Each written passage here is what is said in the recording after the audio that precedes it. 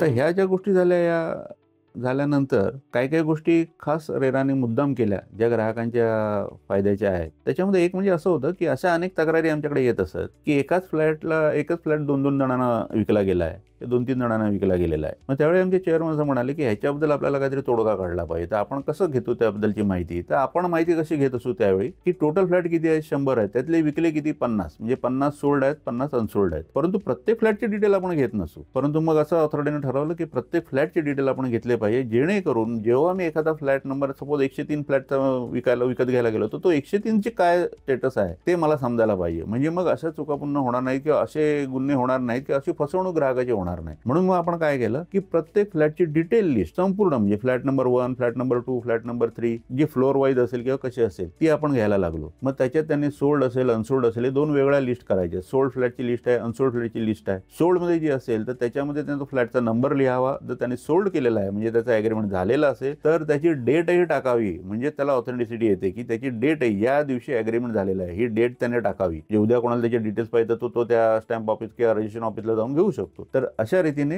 हा sold inventory आणि unsold inventory ही घेतल्यानंतर फायदा काय होतो? ग्राहक जेव्हा एखादा फ्लॅट घ्यायला जातो आणि जेव्हा त्याला तो प्रमोटरचा सेल्स पर्सन असेल किंवा तो दाखवतो एखादा फ्लॅट त्याला, तेव्हा तो फ्लॅट विकला गेलाय की नाही हे तो ग्राहक चेक करू शकतात आपल्या त्या रेराच्या मध्ये. म्हणजे वेब पोर्टलवर ओपन पब्लिक डोमेन मध्ये ही माहिती आहे. त्यामुळे तुमची कधीही फसवणूक होऊ शकत नाही. तुम्ही तिथे लिहिलेला ना फ्लॅट अनसोल्ड असेल तर तो अनसोल्डच आहे, तो तुम्ही विकत घेऊ शकता. परंतु जर तिथे सोल्ड लिहिलेलं असेल, ॲग्रीमेंटची डेट टाकलेली असेल तर मात्र तो फ्लॅट विकला गेला आहे तर तो फ्लॅट आपल्याला विकत घेता येणार नाही. या माहितीसाठी मुद्दाम ही सोय केलेली आहे. त्या ग्राहकांनी ही मुद्दाम सोय बघितली पाहिजे. ही लिस्ट नेहमी चेक केली पाहिजे. आपण कुठचा फ्लॅट बघतो आहोत, तो आपल्याला कुठचा फ्लॅट विकतोय नसेल तर त्याला प्रश्नही विचारला पाहिजे, की इथे बस सोल्ड लिहिलेला असताना तू मला तो फ्लॅट का दाखवतोय. म्हणून ही यादी महत्वाची आहे आणि या तपशिलात ग्राहकाने नेहमीच गेलं पाहिजे आणि त्याची खातरजमा केली पाहिजे आपण कुठचा फ्लॅट घेतोय ते बघण्यासाठी.